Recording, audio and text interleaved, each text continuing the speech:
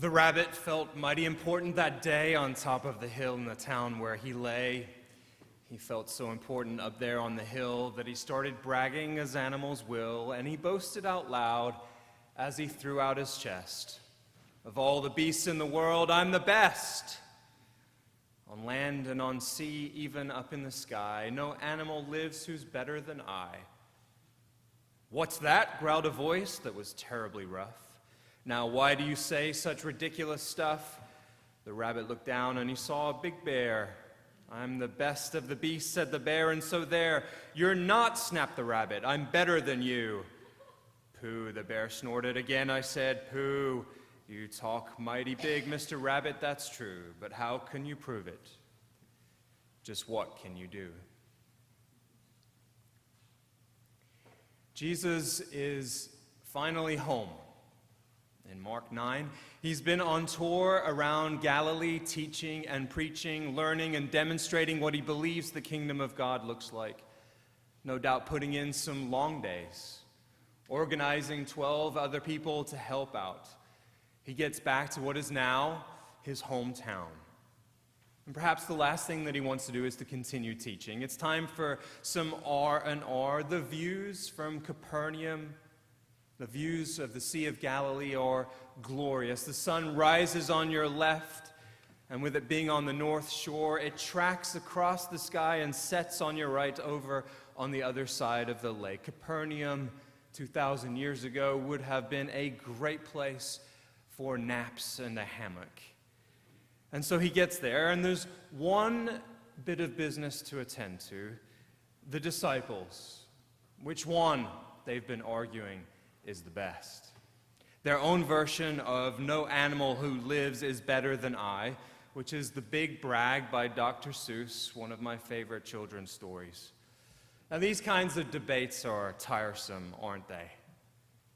Isn't it so incredibly easy to determine that when others are debating with fierce passion, it is of little consequence, but when we become embroiled in such debates, it takes on an intensity of galactic proportions.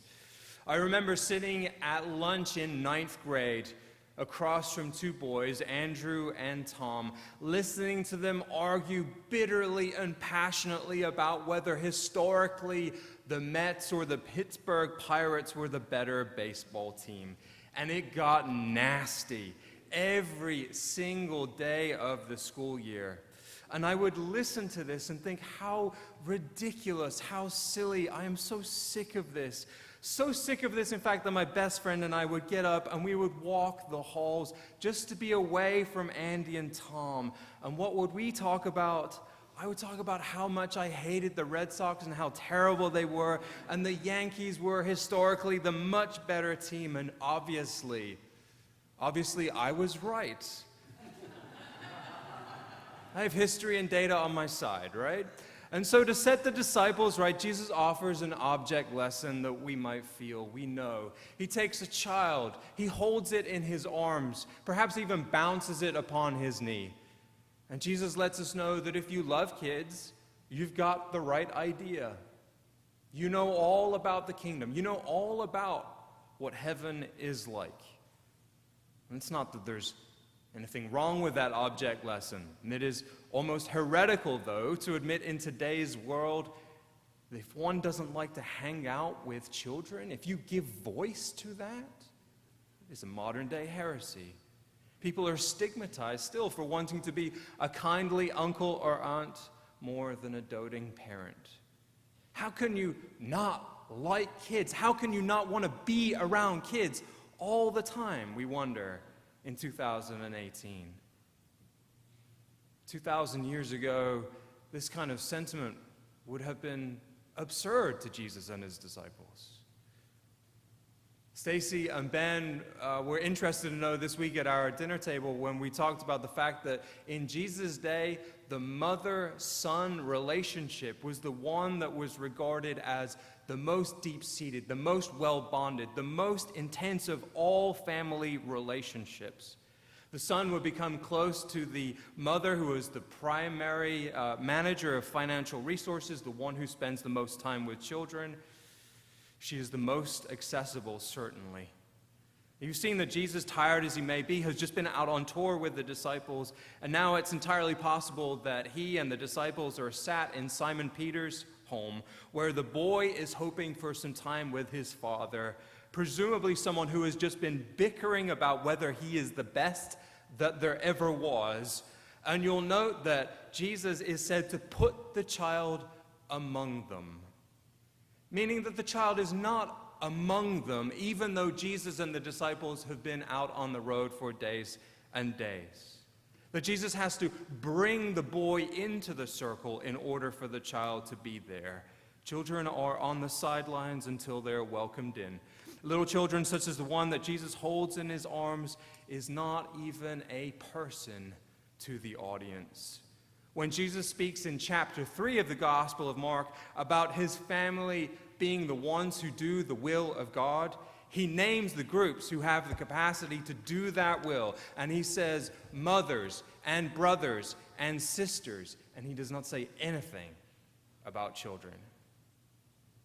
And so the detail that the author leaves out, of course, is that we don't know which child, whose child this is, and perhaps that's the point. It could be a child of the disciples. It could be the child of a slave that Jesus takes in his arms.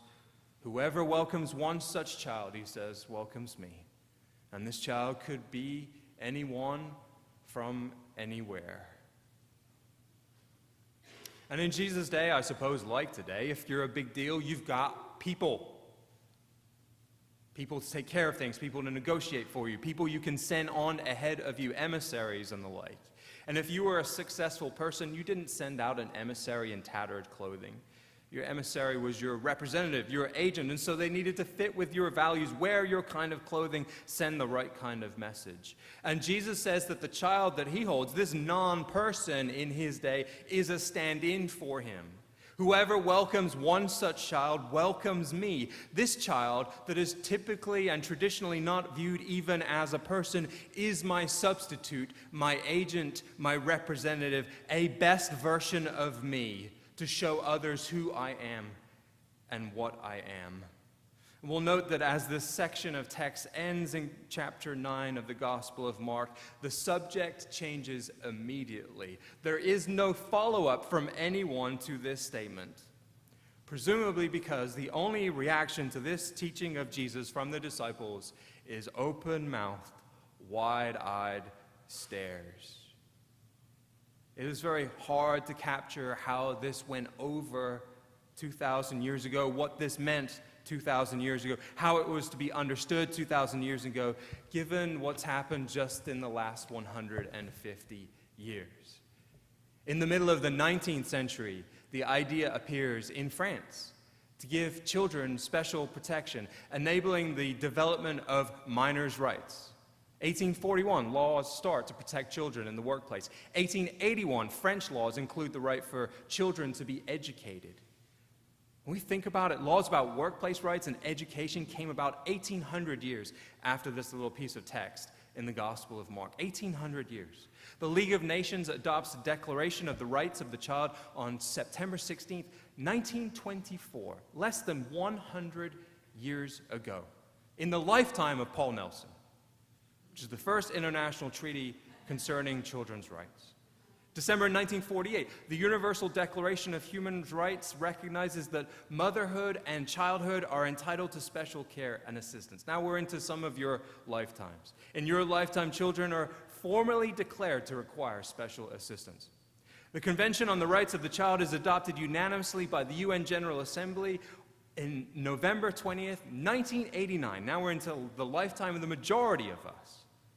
Its articles describe the economic, social, and cultural rights of the child, which is the International Charter on the Rights of the Child, and only one nation, did you know this? Only one nation in the world has not ratified this charter. Can you possibly guess which nation that is, ladies and gentlemen? The United States has not ratified this, the only nation in the world, presumably because there is an article about the death penalty for juveniles in the convention. And that is not a partisan thing. Presidents from both parties have refused to send this to the Senate for ratification. Before he was elected, Barack Obama said that it was an enormous embarrassment that the United States had not ratified this convention, and then it was never sent to the Senate. The idea that children are people deserving of rights is, in the grand scheme of human evolution, incredibly new.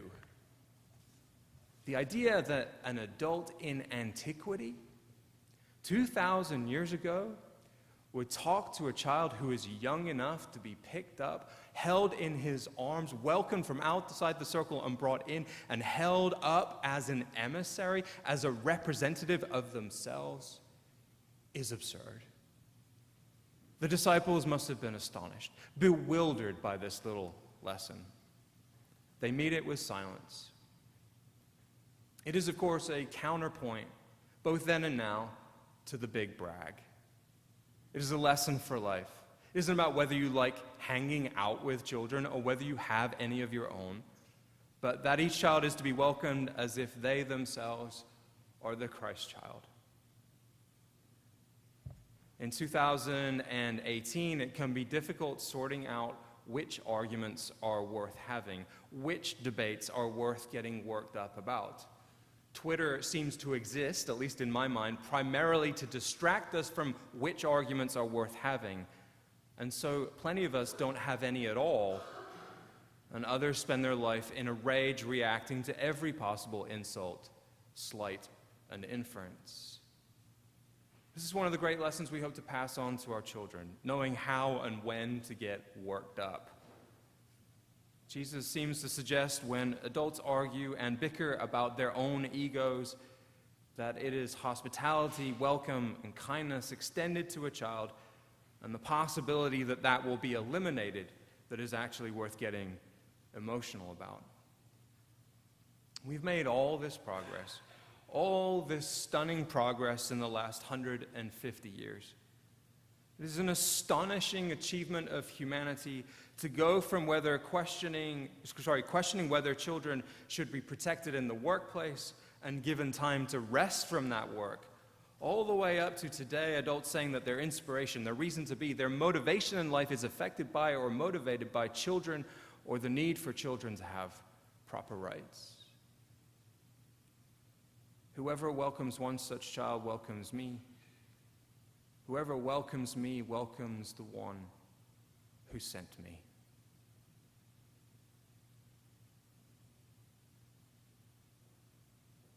Refugee children deserve our voices. Separated children deserve our energy. Migrant children deserve our compassion. Orphan children deserve our love. You people of God, you cannot save all the world. I can't save all the world. Our community can't save all the world. But we can put the lesser arguments to the side by welcoming one, loving one, being good to one child. For some of us this week, it might have to be our own child. But this week, you might give a voice to a child missing its parents. And there are children in our country who have been missing their parents for month after month. You might give voice to a child fleeing violence this week. You might give voice to an orphan this week. Can I welcome one child, and in so doing, welcome Christ? You talk mighty big, Mr. Rabbit. That's true. But how can you prove it? Just what can you do? Peace be with you.